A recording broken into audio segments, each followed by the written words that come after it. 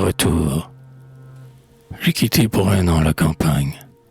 Le chaume était jaune. Les champs n'avaient plus cet arôme que leur donnent en juin les fleurs et le foin vert, et l'on sentait déjà comme un frisson d'hiver. La campagne, c'est bon l'été. On se promène, on marche à travers champs comme le pied vous mène, se fiant au hasard des sentiers onduleux. À la terre, le ciel fait des sourires bleus. La nature est en joie, et la fleur virginale vous donne le bonjour de sa tête amicale. L'herbe courbe sa pointe où tremble un diamant.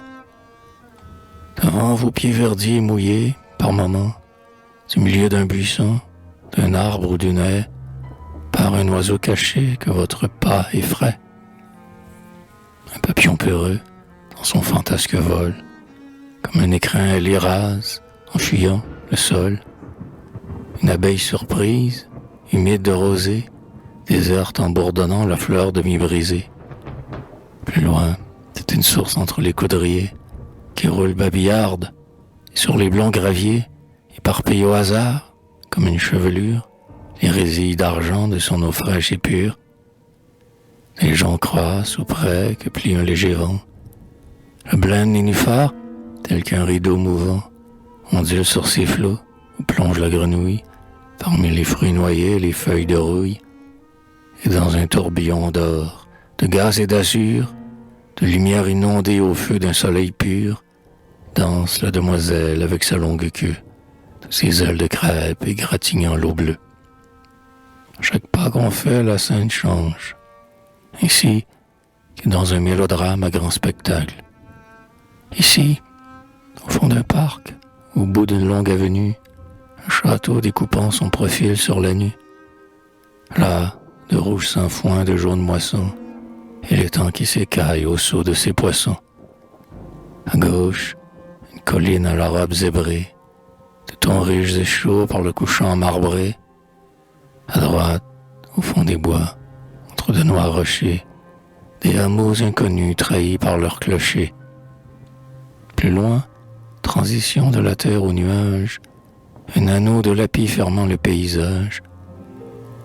Un vrai panorama vivant et bigarré, par un pinceau divin ardemment coloré, comme n'en fit jamais jaillir de sa palette, miroir où l'arc-en-ciel rayonne et se reflète, le grand Claude Lorrain, des brugales de velours.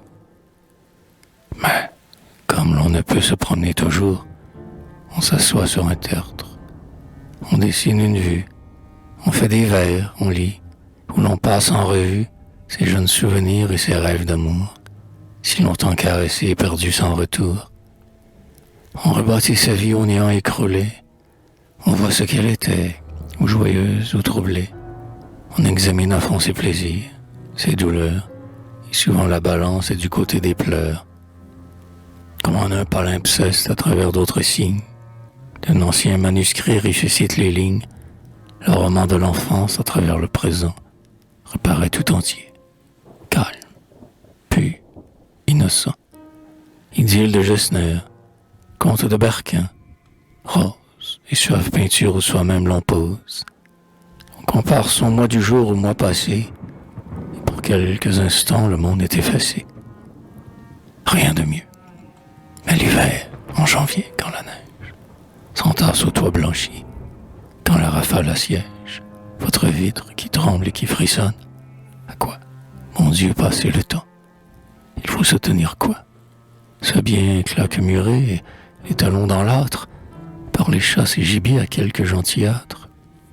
Faire un sang de piquet avec monsieur l'abbé, lire un ancien Mercure, ou galant Sigisbée, pour passer au salon, prendre par sa main sèche une mistresse griselle, ennuyeuse et revêche, un portrait de famille à son cadre échappé, et qui, dans d'autres temps, d'un autre coin frappé.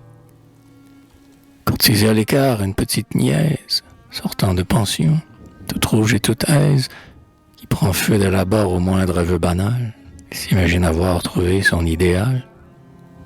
Écouter un dandy, brumelle de la province, aux papillons manqué qui, pour être plus mince, barre de ses flancs épais d'un corset et d'un busque, et comme un vieux blaireau, puis à 20 pas le musc. Mais la mère du lieu, Doc tes rares cervelles, un air mystérieux colportant sa nouvelle. Autant est mieux, ma foi, faudrait être pendu, qu'à rester enfoui dans ce pays perdu.